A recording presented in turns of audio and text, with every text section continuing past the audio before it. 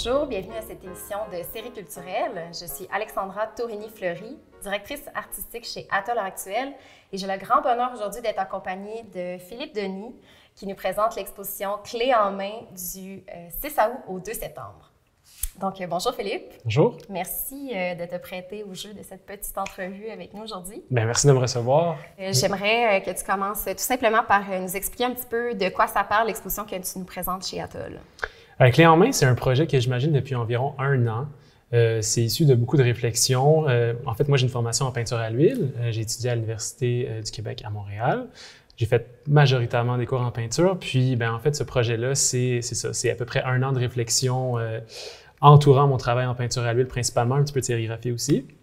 Puis, en gros, c'est le cumul de mes réflexions sur l'histoire de la peinture, sur le concept d'habitation au Québec, puis aussi sur le travail de menuisier de manière plus générale. Mm-hmm. Par rapport à l'habitation, travail de menuisier, l'exposition s'appelle « Clés en main ». Donc, on voit tout de suite le lien avec l'habitation, la maison, la construction. Mais est-ce que tu peux nous parler un petit peu plus précisément du titre? Oui, en fait, c'est une expression qu'on entend un petit peu, clé en main. Ça désigne quelque chose qui est instantané, qui est immédiat, puis c'est un peu une expression de vendeur, tu sais. Puis moi, je l'utilise ici de manière très assumée, sarcastique.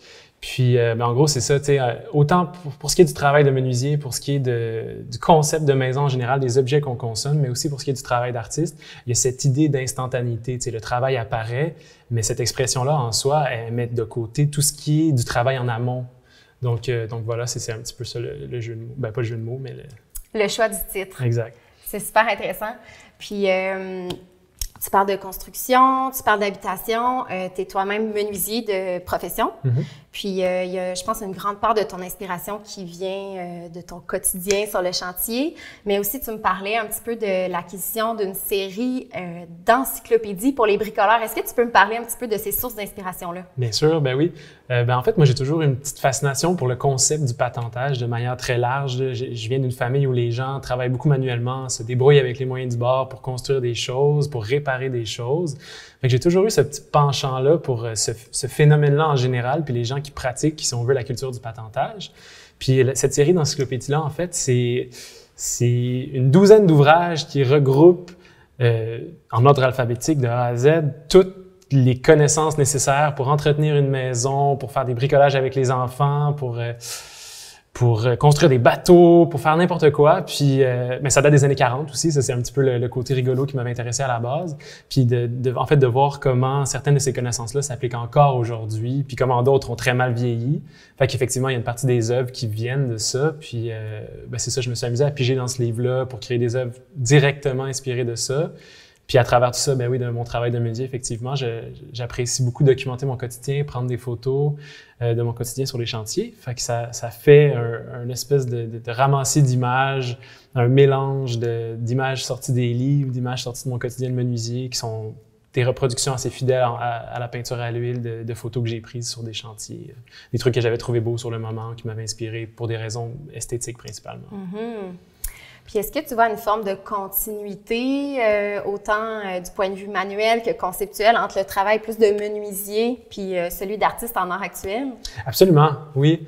Dans les deux cas, il y a quelque chose dans le non-dit pour ce qui est de la complexité puis de la diversité de la tâche du travail, autant de menuisier que d'artiste. Puis je trouve qu'il y a énormément de parallèles à faire avec les prouesses techniques qu'un menuisier doit avoir. Puis en tout cas, aussi dans mon cas, moi, avec la peinture à l'huile, c'est un choix conscient d'utiliser ce médium-là. Puis voilà, je trouve que les deux communiquent super bien. Puis c'est ça qui crée en fait ce qui est pertinent dans le dialogue, dans les œuvres entre elles, dans l'expo, là. Tu me parlais tantôt du patentage, du bidouillage, du bricolage. Donc, je me demandais qu'est-ce qui t'intéresse dans cette esthétique-là du patenteux? Bien, c'est quelque chose qui est d'abord et avant tout très brut, le patentage. Puis, c'est ça. Moi, ce qui m'intéresse là-dedans, c'est que c'est issu d'un besoin à la base. Puis, c'est quelque chose qui se perd, j'ai l'impression, avec le temps, là, cette envie-là de se débrouiller. Tu sais, on est habitué aux clés en main, on est habitué à l'instantané, à commander, à recevoir, à utiliser, à briser, à acheter. Puis, c'est pas nécessairement engagé comme position, mais c'est quand même quelque chose qui m'anime, cette idée-là de réussir à se débrouiller avec les moyens du bord pour faire quelque chose. Puis, veut pas, dans le domaine des arts, même si tu as un diplôme, même si tu as des études, il y a quelque chose de l'autosuffisance, de la débrouillardise. On est autodidacte, on s'aide entre artistes. Fait que ce côté-là aussi vient beaucoup chercher l'idée du patentage parce que même en art, on en fait du patentage. Puis tu parles dans le bidouillage, le bricolage, tu as dit qu'il y a quelque chose de très brut. Il y a quelque chose de rough, là, pour utiliser un mot très français. Il y a cet aspect-là dans ton travail, puis il y a aussi l'aspect avec la peinture à l'huile, qui est une technique assez classique, assez noble, qui est plutôt peaufinée, puis qui, dans ton cas, est beaucoup dans le détail, dans la minutie. Est-ce que tu peux me parler un petit peu de ce parallèle-là entre l'esthétique plus brute puis l'aspect plus peaufiné de ton travail? Oui, c'est un peu deux facettes de ma personnalité, peut-être. Il y a l'hyperactif en moi qui est sur des chantiers, qui travaille assez physiquement, qui fait du rough, justement, qui est une expression de construction qu'on utilise tout le temps. Puis, il y a ce penchant-là minutieux de la peinture, puis tout ça. Puis, je trouve que de faire cohabiter les deux dans un espace, de ce contraste-là, est quelque chose de super intéressant puis riche, autant artistiquement que de manière plus large pour la réflexion du projet. Fait que, ouais, j'aime beaucoup construire des cadres larges, utiliser des murs comme une extension du cadre du tableau. Ça permet aux œuvres de s'intégrer mieux dans les espaces dans lesquels, je trouve, dans les espaces dans lesquels ils sont présentés. Fait que c'est ça, c'est un petit trip que je me plais à faire, puis qui selon moi, enrichit le travail. Là. Puis il y a un aspect par rapport à ça relativement installatif à l'exposition que tu nous présentes en ce moment. C'est pas juste des formats classiques qui sont installés sur les murs. Donc, est-ce que c'est quelque chose qui est récurrent dans ta démarche ou c'est très spécifique à l'exposition que tu nous présentes en ce moment? C'est sûr que ma démarche n'est pas vieille, là, mais c'est définitivement quelque chose qui m'habite depuis environ 2-3 ans facilement. Là. J'ai commencé à explorer ça en construisant, c'est sûr que ça vient du monde de la construction, justement, à construire des roughs, comme on disait tantôt. Puis j'ai commencé à ériger des murs, puis poser des toiles à l'intérieur, voir ce que ça faisait. Puis là, je me suis mis à me questionner sur les limites du cadre du tableau conventionnel. Puis mais ça m'a amené à explorer ça davantage. Puis c'est ça, en fait, c'est devenu une partie un peu intégrante du projet. Puis c'est ce qui me stimule à continuer à jumeler ces deux mondes-là, de la construction puis de la peinture. Puis je pense que ça enrichit le travail au final. Là. Les encyclopédies dont on parlait tantôt, tu vas les présenter dans le cadre de l'exposition, puis ils vont pouvoir être consultés par les visiteurs et les visiteuses. Pourquoi c'est important pour toi de rendre ces encyclopédies-là disponibles puis à la consultation? C'est la première salle, si on veut, ici, où la majorité des œuvres sont rassemblées, c'est mon interprétation un petit peu plus vague et personnelle, si on veut, même des sujets que j'ai envie d'amener. Puis la deuxième salle, je trouvais que c'était une bonne opportunité de carrément laisser une partie du matériel source pour que les gens se fassent une idée eux-mêmes d'une des grandes sources d'inspiration, pardon. Fait que ça fait que, c'est ça en fait, c'est comme une invitation ouverte aux gens qui vont venir visiter de prendre un petit moment puis de consulter les livres puis de vivre un peu le trip avec moi, là. Fait que c'est un peu la dernière ou la plus grosse œuvre, si on veut, là, de la gang. Puis je le considère vraiment comme ça, là. Fait que j'invite vraiment les gens à en profiter, là, parce qu'il y a quand même des petites pépites d'or à trouver là-dedans. On voit plusieurs plexiglas qui sont accumulés avec cette œuvre-là. Est-ce que tu peux nous parler un peu de la technique puis de l'accumulation des couches? Oui, oui, certain. En fait, ça, c'est une idée que j'ai eue. J'ai vraiment vécu un trip sérigraphie pendant mon bac. Puis ça, c'est comme un peu le point culminant, si on veut. Là.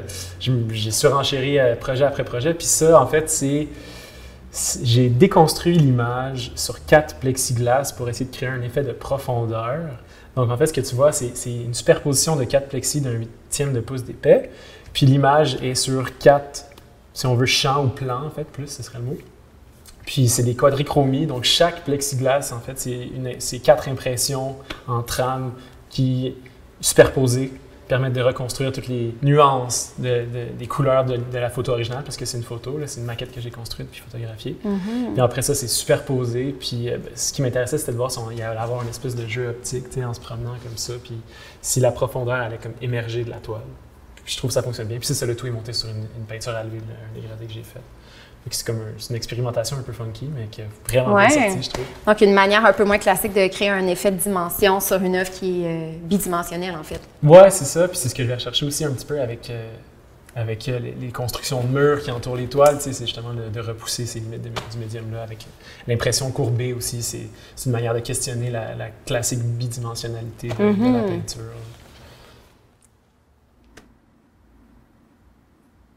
Ma grande fierté avec cette toile, c'est vraiment cette espèce de zone-là qui est de proche, qui devient complètement pictural, là, check. Genre, c'est vraiment du coup de pinceau. Puis dès que tu t'éloignes un petit peu, l'effet d'espèce de flash d'appareil photo apparaît. Puis je suis vraiment satisfait de cette image. Ils les ont projetés aussi, là. C'est comme, plus j'avance en peinture, plus je travaille comme minutieusement des petits aspects qui rendent la patente pas nécessairement photoréaliste, mais vraiment le fun.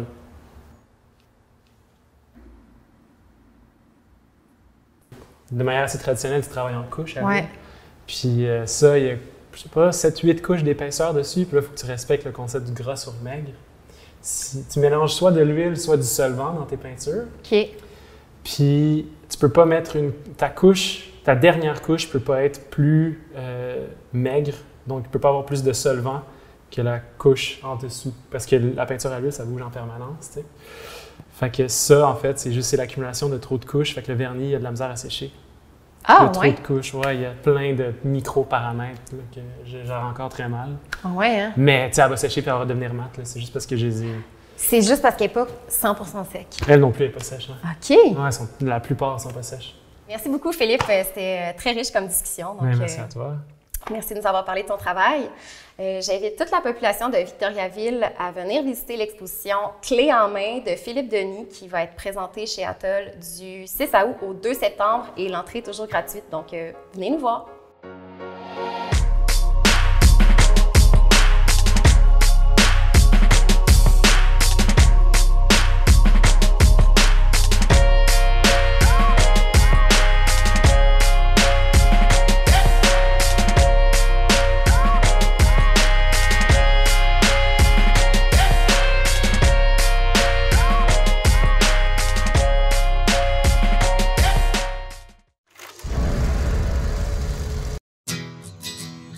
Je m'appelle Kylian. J'aime beaucoup nager. Moi, je suis capable de nager toute seule avec mes prothèses. J'aime faire des chandelles dans la piscine. C'est comme si tu marchais sur les mains. Les amputés de guerre m'ont donné ma jambe et mon bras de natation. J'adore mes prothèses pour aller à l'eau.